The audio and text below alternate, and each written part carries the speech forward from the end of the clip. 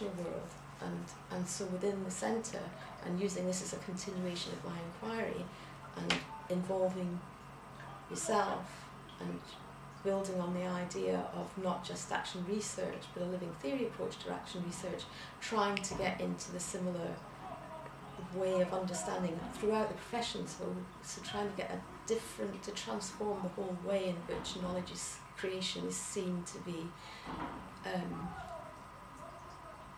valid or significant or important, the kind of knowledge we really need, because unless we address that really systemically, not just individually, until that is understood as a different kind of paradigm, if you like, then 40 years from now, Rachel's grown-up daughter is going to have a similar experience in residential childcare, because that divide between knowledge creation through the academic world and what is happening on a day-to-day basis within practice settings, they're not going to come together. Could you just develop a bit for me?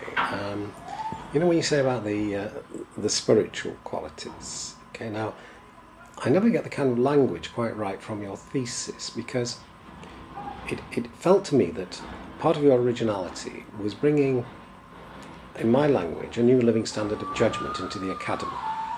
And that was definitely to do with a sense of a loving dynamic energy.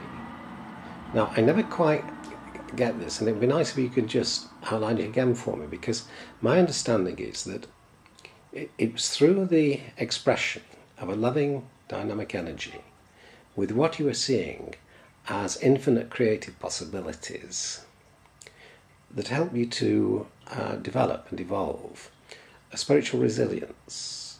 Now, have I understood that central original principle that you brought into your thesis by saying that in that way? Have I? I think the bit you're not quite, perhaps, or I don't hear you reflect back at me, is how I came to that. So, where my thesis starts, when I'm talking about the distress of the young people in care, there's a real, distress, trauma, depression. It's not a very nice world. And I was feeling it wasn't a very nice world. I was quite traumatised, and traumatised is probably too strong, but certainly depressed and questioning life on all kind of levels, and questioning its meaning, its purpose. How is it possible for these things to happen to these children? The pain was just absolutely devastating, to live with the rawness of the pain of these kids on a day-by-day basis. And they acted it out violently very often. And so I'd be a victim of some of that violence, or others would be, or property would be. But it was a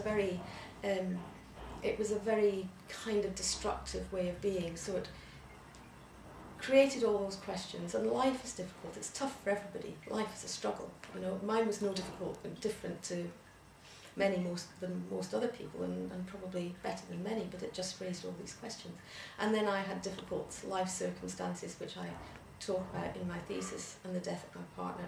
And what actually happened when I kind of hit rock bottom, when I was expecting to disintegrate and fall apart at the seams, what I always would find was, if I just stayed with it, there was always a safety net, some kind of inner safety net that would come in when I least expected it and would prevent me from falling apart at the seams. Now, sometimes that was just through other people and how they were with me and that support, but beyond all that, I really, really felt there was something in reality, invisible, some energy that was resilient, that held me, that kept me together, and it didn't matter what was happening to me, what disaster, destruction, etc.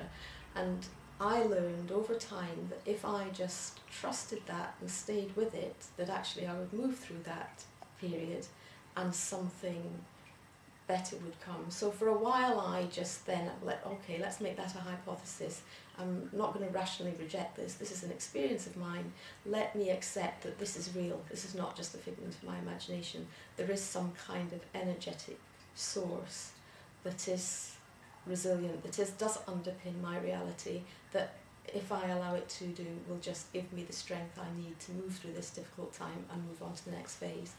And what I discovered over time is that it never ultimately let me down. It didn't mean that horrendous things didn't happen or that horrendous things won't happen, but it meant it gave me a strength and what I came to terms of as a spiritual resilience.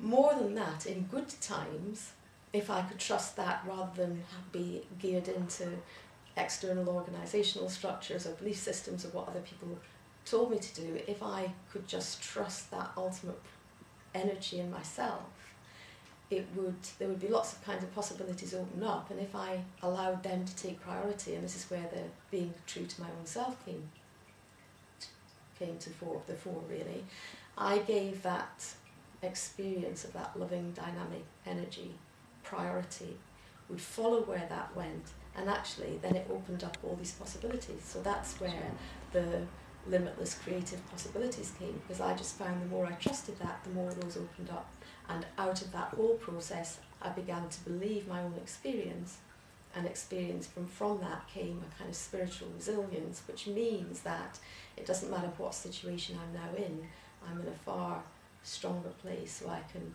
as I put in my thesis, face life's challenges with equanimity in a way that I wasn't able to do even 20 years ago. So that's where it's just through experience, through learning what that is. I experience first of all that loving dynamic energy. When I stay with it and allow that to guide my life, it opens up all these kind of creative possibilities that don't happen if I decide to conform to the organisation or decide to do what someone else tells me.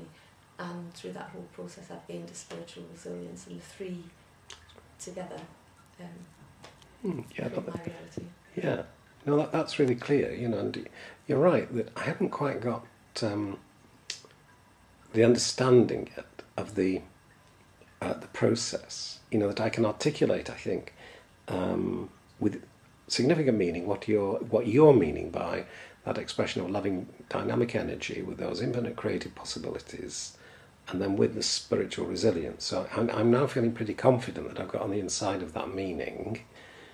But what I need to think more carefully about is what I omit from that, in my language, standard of judgment, which is the recognition, which I think you're right, it should be there, that the process which actually embraced that pain and the rawness of the experience with the children in the first place mustn't be omitted from the understanding of the process through which this standard was generated.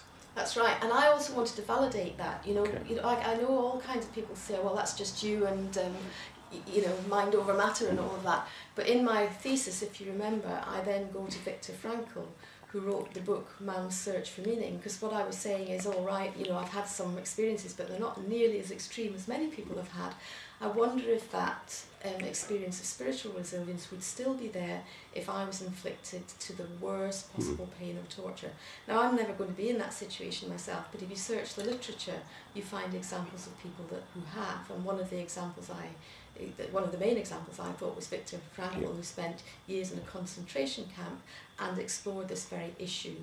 What is it that, some people discover that resilience and it sees them through, and he gives some wonderful examples that are in my thesis.